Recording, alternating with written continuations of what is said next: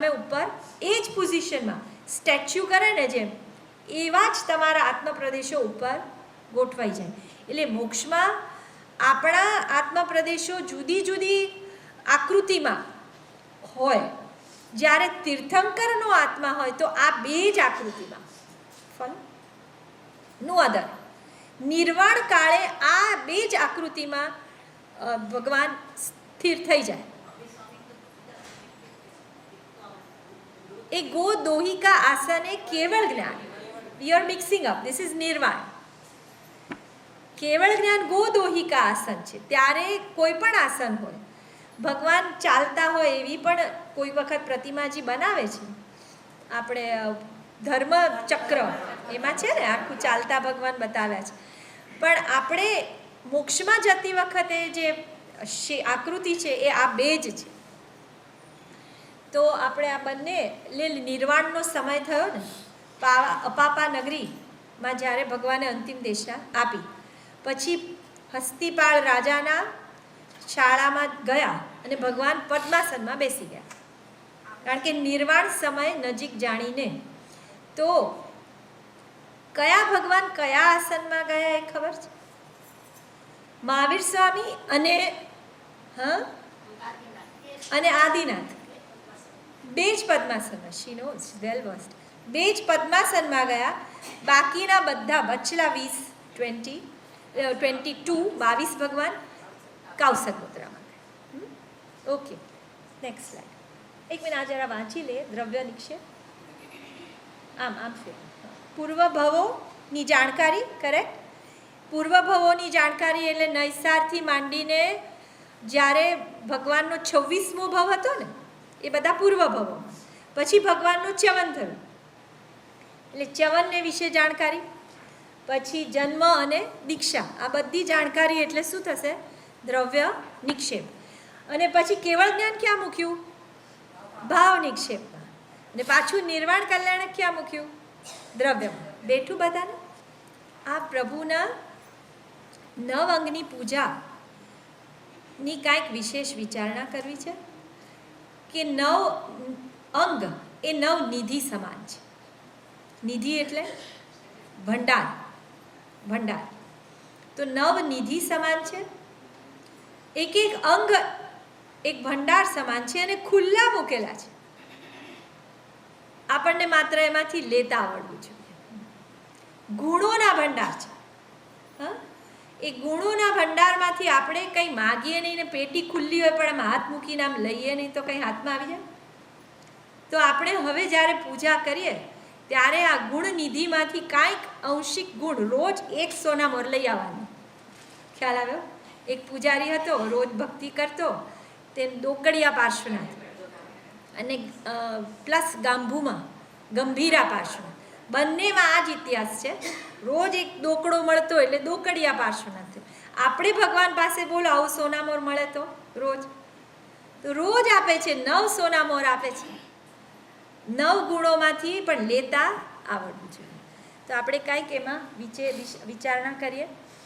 ચરણ કમળ. Let's get the 9 names correct. ચરણ કમળ, પગ, અંગૂઠો.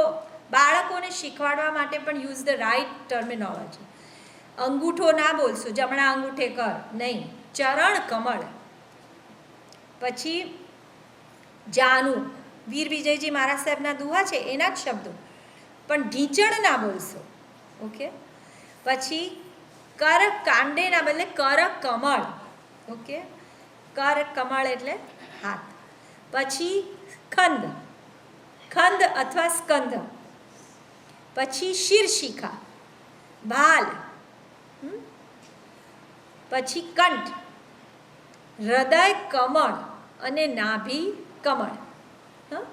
તો ચરણ કમળ પર પૂજા કરતા આપણે શું જોઈએ છે? આચરણનો ભંડાર છે. ચારિત્ર. ચરણ શબ્દનો અર્થ થાય છે આચરણ, ચારિત્ર. ભગવાને જ્યારે ચારિત્ર લીધું ત્યારે ખુલ્લા પગે ચાલે ને. આ આચરણ અને ચારિત્રનો ભંડાર છે. તો આપણે પણ એમાંથી શું લઈએ? મેં આચરણ શા માટે મૂક્યું? ચારિત્ર બહુ ઊંચી વાત છે. આપણે કંઈક આચારમાં આગળ વધીએ. One step forward from where we are. બરાબર? આપણે દાખલા તરીકે કોઈક વખત મન હોય કે ક્યારે હું ભગવાનના ચરિત્રો વાંચું, ક્યારે હું આવું કંઈક કરું, કે ક્યારે કોઈ પણ એક દરેકને મનોકામના તો હોય ને, ક્યારે હું સામાયિક કરું, ક્યારે હું નવકાશી શરૂ કરું, દરેકના મનમાં કંઈક તો રમતું હોય કે when will I be able to do this, I can't do it. એ જે મનમાં હોય ને એ માંગણી અહીંયા કરવાની. ખ્યાલ આવ્યો? તમને એમ હોય કે મારાથી સામાયિક નથી થતું, હા, જેને જે મન હોય ને એ આ કલ્પવૃક્ષ છે. કલ્પવૃક્ષોપમાન બોલીએ છીએ. કલ્પવૃક્ષની છાયામાં તમે બેઠા છો તો જે માગશો એ નહીં મળે. કેટલો વખત માંગણી કરવાની ખબર છે? 6 મહિના. Everything 6 months. નવકારમાં બી 6 મહિના હતું, તો અહીંયા પણ 6 મહિના. ધાર્મિક જ આ ભંડાર ધાર્મિક જ છે. સારું થયું ખુલાસો કર્યો,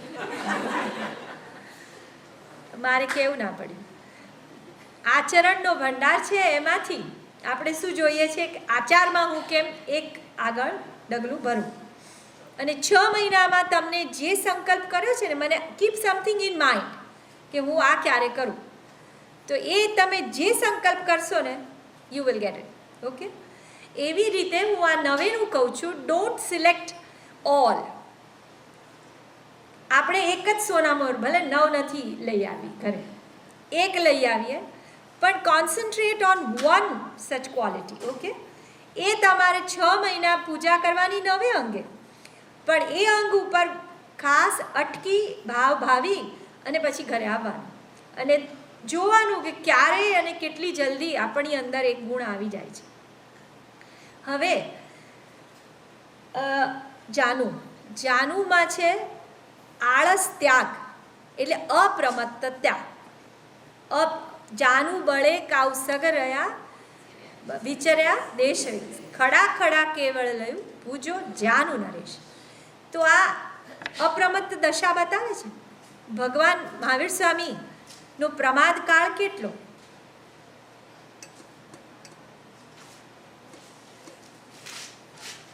24 ભગવાનનો પ્રમાદ કાળ કેટલો?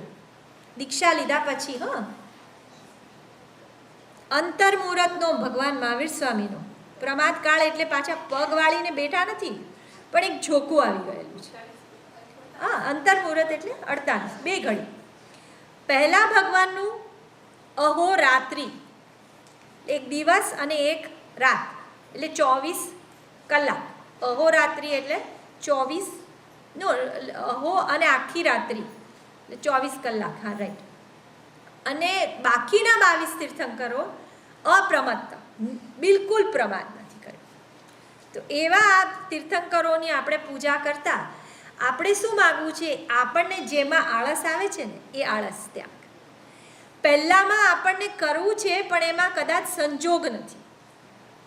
પહેલી જે માંગણી છે એમાં શું છે? આપણને સગવડતા નથી, સંજોગ નથી. અને બીજામાં આપણી આળસ જ કારણ છે. સમય છે પણ આ મન જ થતું નથી. તો એમાં શું કરવાનું? જાનુ પર કોન્સન્ટ્રેટ કરવાનું. બેઠું આ જાનુ ઉપર તપ પણ મુકાય, કારણ કે ખડા ખડા કૌશક કર્યો છે ને, એટલે કૌશક એ શેનો પ્રકાર છે? તપનો. એટલે જેનાથી તપ નથી થતું. ખાસ એટલા માટે કહું છું કે એમાં કરવાનું મન છે. આચરણમાં શું લેવાનું? નોર્મલી સમથિંગ લાઈક પચખાણ, એટલે તપનું ત્યાં પણ માંગણી કરાય અને કાં તો જાનુ. તો અહીંયા પર્યુષણના દિવસો છે, તપની શક્તિ જોઈએ છે, તો અહીંયા આપવા જ બેઠા છે પ્રભુજી. રાઈટ? એટલે પ્રભુજી પાસેથી આ બળ મેળવવાનું છે. આ એક નોળિયો અને સર્પ બંનેનું જાતીય વેરના કારણે શું કરતા હોય છે? જુએ એટલે બાજે લડવા માટે. પણ સર્પ વધારે પાવરફુલ હોય છે અને પેલો બિચારો નોળિયો એની તાકાત ઓછી પડી જતી હોય છે. તો એને શું, એક પશુ હોવા છતાં એને એક વસ્તુ જડી ગઈ છે, એક જડીબુટ્ટી છે, એ એને જડી ગઈ છે. કઈ? નોરવેલ. એક વેલડી છે, નોરવેલ કહેવાય છે એને. તે નોરવેલ નામની વનસ્પતિ છે. એ જ્યાં હોય ને એ સૂંઘી આવે, સૂંઘીને આવે પછી is again powerful to fight back with the સર્પ. એ સર્પને લડવા માટે પાછો તૈયાર થઈ ગયો છે. તો ભગવાન ખરેખર નોર્વેલ વનસ્પતિ જેવા છે. જેટલી વાર અહીંયા આવો ને એટલી વાર તમે શું થાઓ, રિચાર્જ થઈ જાઓ અને પાછા સંસાર સાથે ફાઇટ કરવાનું છે ને, એની સિચ્યુએશન્સ, એની બધી પ્રોબ્લેમ્સ, એના બધા ટેન્શન્સ ને સ્ટ્રેસ એને ફેસ કરવાનું છે. તો એ ફેસ કરવા માટે આ વનસ્પતિ સૂંઘવી બહુ જરૂરી છે. મોબાઈલ ચાર્જર, ઓકે, ભગવાન is like a mobile charger. Mobile charge કર્યા વગર is it receptive? You can't contact and you can't receive somebody. તો ભગવાનને જે આ સ્પર્શ કરી અને પોતાની આંગળી આમ ટચ કરે ને એટલે પેલું મોબાઈલ ચાર્જ થાય ને. કોન્ટેક્ટ કરો તો ચાર્જ થાય ને. તો કોન્ટેક્ટ કરો એટલે ચાર્જ થાય. તમે you are recharge. Now you can receive people. Phone calls receive થાય એમ હવે તમે શું કરી શકો? You can receive people well. And you can contact with people. તમે કરી શકો અને તમે રિસીવ કરી શકો. નહીંતર શું થાય? ખટરા. ક્યાંક તમે if you are not receptive શું થવાનું? ક્યાંક અડચણ થવાની. તો એ દ્રષ્ટિથી આપણે પરમાત્મા પાસે રોજ આવવાનું છે અને એમની અંગ પૂજા કરતાં હવે કરકમળ. કરકમળ એટલે અહીંયા કાંડા પાસે. ઓકે, તો એ કાંડા પાસે આપણે શું માંગણી કરવી છે કે ભગવાન આપ ઉદારતાના ભંડાર છો, તો મારી કંજુસાઈ તું છોડાવ. તો એમાંથી આપણી કૃપણતા જાય અને ઉદારતા આવે. આગળ વધીને એકદમ ઊંચી ભાવના પણ હું કહીશ. ક્યારે હું વરસીદાન આપું, બરાબર? ચરણ કમળમાં ક્યારે હું ચારિત્ર લઈશ, પછી પેલા તપમાં ક્યારે હું, આજે માસખમણ છે એવા મોટા તપો હું ક્યારે કરીશ. આ એકદમ ઊંચી માંગણી. આપણે બે જાતની માંગણી કરવી છે. ચારિત્રની પણ માંગણી કરીશ, પણ એ ઊભી રાખીશ. ઇન ધ મીન વાઇલ અત્યારના મારાથી નવકારશી નથી થતી ને, મને એ કરાવો. ખ્યાલ આવ્યો? અત્યારના મને આ જોઈએ છે, પછી મને આંગળી પાપા પગલીએ તું આગળ લઈ જા ને ક્યાં પહોંચાડ? ચારિત્ર સુધી. એટલે ઊંચી માંગણી પણ છે, તપની પણ માંગણી છે, અહીંયા ઉદારતાની. અત્યારના મારાથી છૂટતું નથી તે હું છોડી શકું, તું મને છોડાવ. અને ક્યારે હું વરસીદાન આપું, આ ઊંચી માંગણી. આગળ નમ્રતાનો ભંડાર ખુલ્લો મૂક્યો છે. માન ગયું દોય અંશથી બોલે ને વીર વિજયજી મહારાજ સાહેબનું જે દુહા છે એનું જ આ નટશેલમાં તમને હું 9 શબ્દો પછી ઓરલી કહીશ, બધા તા એન્ડિંગ. એ નમ્રતા આવી ને એવી રીતે આગળ હું તાવાળા શબ્દો પણ કહીશ. તો એ ભંડારમાંથી શું લેવું છે? નમ્રતા.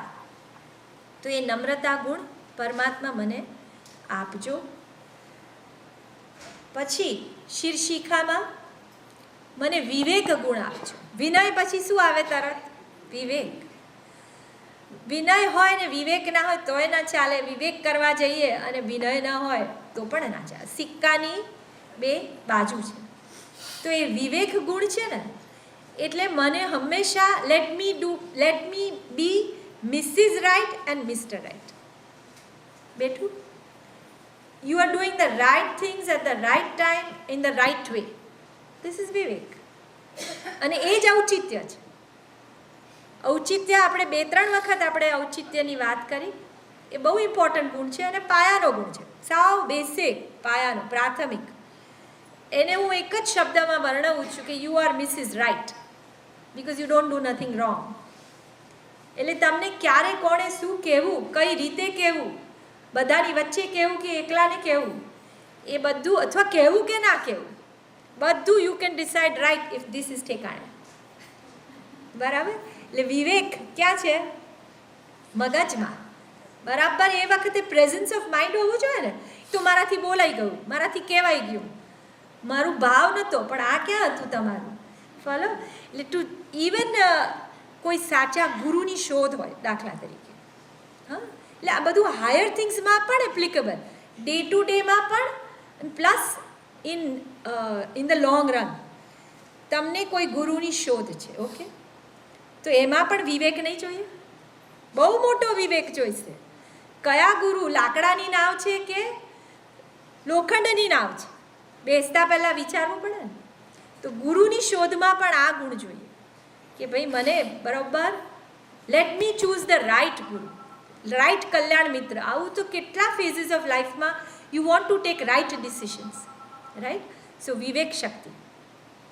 અને વિવેકનું પારિભાષિક નામ કહું, જો ઔચિત્ય બિકમ્સ વિવેક અને વિવેક ઇઝ ઇક્વલ ટુ સમ્યક દર્શન. મેં પહેલાં પણ કહ્યું હતું એકવાર કે વિવેક એટલે જ સમ્યક દર્શન. આપણે અત્યારના વ્યવહારમાં વિવેક કરીએ એ will grow into what? સમ્યક દર્શન.